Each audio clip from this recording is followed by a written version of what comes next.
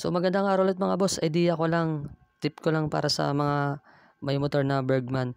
So mga boss, marami ako nakikita ngayon sa group page na nababasagan dyan banda sa may throttle body dyan sa may IEC yung pinaka-tornilyohan niya. So pag mabilugan man kayo mga boss o ma-lost thread man yung pinaka-stuck yung tornilyo, kahit ako nabilugan din ako mga boss. So ang ginawa ko lang dyan mga boss, naghanap ako ng welding shop o kaya kung meron kayo welding machine. So ang ginawa namin is inispatan lang namin ng ibang tornilyo diyan banda sa may uluhan nung pinaka-stuck na tornilyo.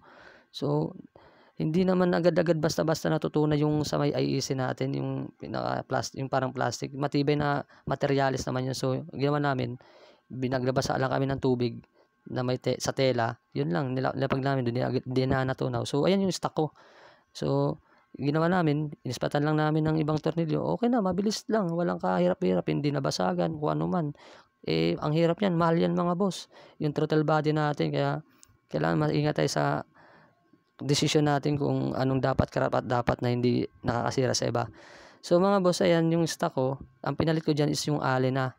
Yan, ito may reserba ako dito sa handlebar ko, ayan, yung allen na yan, yung model niya mga boss, A270. So, ganyan na ganyan yung haba, ganyan yung sukat. Swak na swak dun sa ano natin mga boss. Sana mga boss, ingat lang tayo.